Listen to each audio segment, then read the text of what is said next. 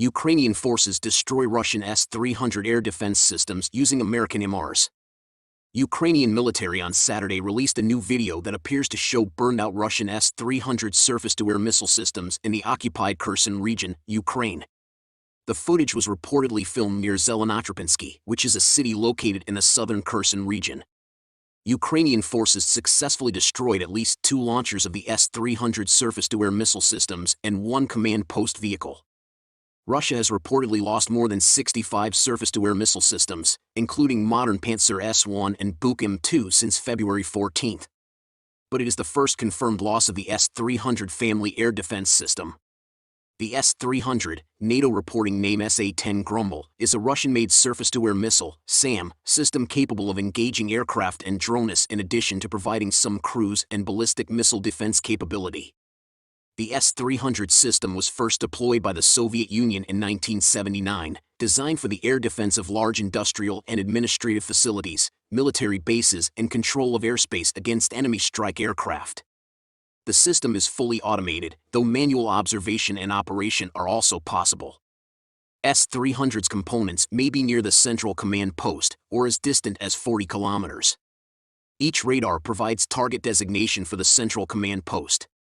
The command post compares the data received from the targeting radars up to 80 kilometers apart, filtering false targets. The central command post features both active and passive target detection modes. Russian S-400 missile system isn't able to intercept HIMARS rocket. The Ministry of Defense of Ukraine posted a tweet on its official Twitter account claiming that the Russian S-400 air defense system was unable to intercept a missile fired by HIMARS. A similar statement was made by Anton Gashenko, who is an advisor to the Minister of Internal Affairs of Ukraine. Russian armed forces, their ammunition and fuel warehouses are completely unprotected from the power of American weapons, both the Ministry of Defense of Ukraine and Gashenko said in their comments. At the moment, there is no refutation of this claim by the Russian Ministry of Defense. BulgarianMilitary.com recalls that Ukraine received 4 227mm M142 high-mobility artillery rocket systems, HIMARS, from the USA, and at least as many more are on their way to Ukraine. However, Ukraine is receiving shorter-range munitions. Currently, there are no Army Tactical Missile System (ATACMS) deployed on the territory of Ukraine, and the probability that they will be deployed in the future is small. This is made clear by the statement of a senior defense official during a press conference at the Pentagon on July 8, 2022. They, Ukrainians, have asked for capabilities to help them prosecute the current battle in the Donbass, and that is what we are providing with the HIMARS and the GMLRS, said the senior defense official in response to a question of a journalist. The Pentagon's official response makes it clear that for the U.S., providing the ATACMS is a red line that they cannot cross, especially because with such a missile system, the Ukrainians will have the opportunity to attack the territory of the Russian Federation, something that Washington does not want, as it will not only deepen the conflict but most likely go beyond the borders of Ukraine. This would be a completely new capability, ATACMS in Ukraine, ed. This would open up all sorts of possibilities, including the removal of the Crimean Bridge. Perhaps this is an escalation that the U.S. is afraid of, experts commented on BulgarianMilitary.com. Continuing ATACMS is a maneuvering missile, meaning it is hard to shoot down. Russia has already shown its inability to shoot down GMLRS-31 missiles that HIMARS uses. It is also very accurate. Might take several hits though. A Russian anti-aircraft gunner described to the Russian news agency RIA Novosti how difficult it is to counter the HIMARS MLRS. The agency does not mention his name but refers to him as the officer, most likely because of his rank as an officer in the army. According to the Russian officer, gunners operating the Russian Army's Buk M3 anti-aircraft missile system in Ukraine are gradually learning how to shoot down the American M30/M31 missiles that HIMARS fires. Besides successfully handling its tasks set by the factory, it also fired missiles, although this was not according to its characteristics, declared, the officer said. The Russian officer claims that he personally shot down one American HIMARS MLRS missile over the Donbass, donated to Ukraine. But he admits that this American weapon is a serious challenge for Russian gunners. The most difficult target we have worked on is HIMARS rockets. These shells fly at a very high altitude. We at least detect missiles up to 22,000 meters in height. The difficulty lies in the fact that the range is short and the time to make a decision is minimal. Our combat crews valiantly cope with the task of shooting down, literally within 10 seconds. The effective dispersion area of these shells is very small, only 0. Therefore, the target is considered small-sized, high-speed, the source said. The Russian officer who spoke to RIA Novosti said that the Buk M3 copes much more successfully with artillery shells of Soviet design or Russian design, which are in service in the inventory of the Ukrainian military.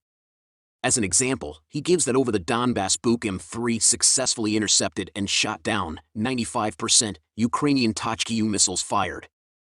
Ukraine already has 12 HIMARS deployed and expects the delivery of 8 more, according to the chairman of the U.S. Joint Chiefs of Staff, Washington Mark Milley. Back in May, BulgarianMilitary.com reported that in Donetsk, Ukraine, is noticed that the Russian armed forces have the latest version of Russia's self-propelled, medium-range surface-to-air missile systems Buk M3.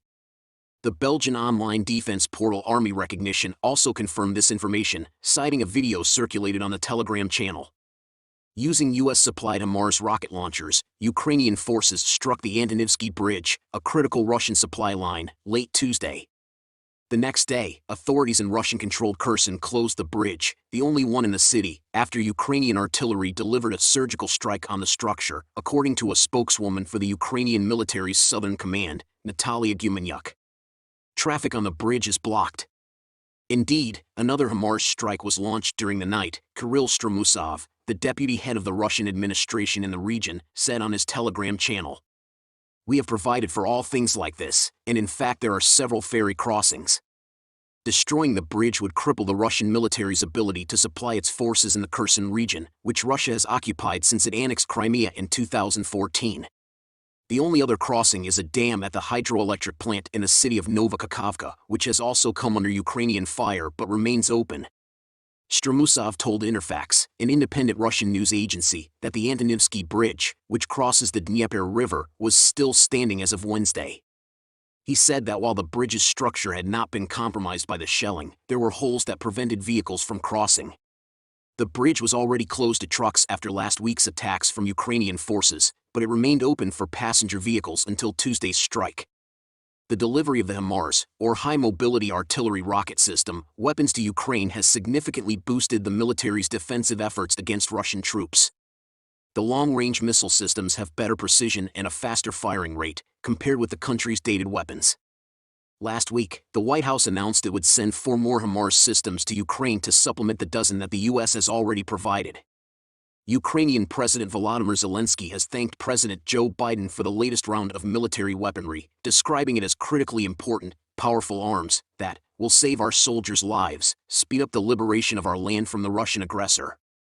On Wednesday, Mikhailo Podolyak, an advisor to Zelensky, tweeted that the occupiers should learn how to swim across the river or leave Kherson while it is still possible.